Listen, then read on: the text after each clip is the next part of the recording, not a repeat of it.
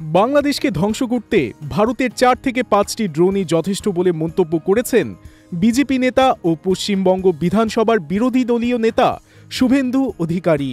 রবিবার সাংবাদিকদের সঙ্গে আলাপকালে এই মন্তব্য করে ব্যাপক আলোচনার জন্ম দিয়েছেন তিনি। শুভেন্দু দাবি করেন, বাংলাদেশের মতো একটি দেশকে ধ্বংস করতে ভারতের মাত্র 4 থেকে 5টি ড্রোনই যথেষ্ট। কলকাতার ফোর্ট উইলিয়াম থেকে এমন ড্রোন পাঠালেই বাংলাদেশের সামরিক ক্ষমতা ধ্বংস হয়ে যাবে। তিনি বলেন, বাংলাদেশ যুদ্ধের খেলা খেলতে চাইছে, কিন্তু তাদের ভারতের সামরিক ক্ষমতা সম্পর্কে কোনো ধারণা নেই। ভারত অত্যন্ত দায়িত্বশীল একটি দেশ, দুর্বল দেশকে আক্রমণ করে না, তবে পিপিলিকার ডানা গজায় মরিবার তরে। বাংলাদেশের এই নাবালক অর্বাচীনগুলো ভারতের সামরিক শক্তি সম্পর্কে ওয়াকিবহাল নয়। ওরা জানে না আমাদের বিএসএফ বা সেনা পাঠানোর দরকার হবে না। ওরা জানে না ভারত এখন ড্রোনে কত উন্নত।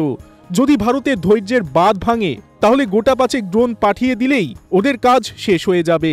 শুভেন্দু তার বক্তব্যে বঙ্গবন্ধু শেখ মুজিবুর রহমানের খুনিদের প্রসঙ্গ টেনে আনেন আর বলেন, মুজিব হত্যাকাণ্ডে জড়িত কয়েকজন দণ্ডপ্রাপ্ত খুনি পশ্চিমবঙ্গে লুকিয়েছিল। তাদের মধ্যে একজন হাওড়ায় হোমিওপ্যাথিক ডাক্তার সেজেছিলেন এবং সেখানেই মারা যান। আরেকজন 2022 সালে বাংলাদেশ সরকারের কাছে হস্তান্তর করা হয় এবং পরে তার ফাঁসি কার্যকর হয়।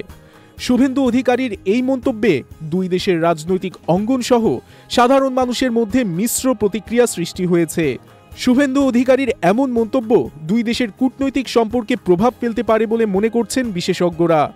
ভারতের বিভিন্ন মহল থেকেও এই ধরনের উস্কানিমূলক বক্তব্যের সমালোচনা করা হচ্ছে।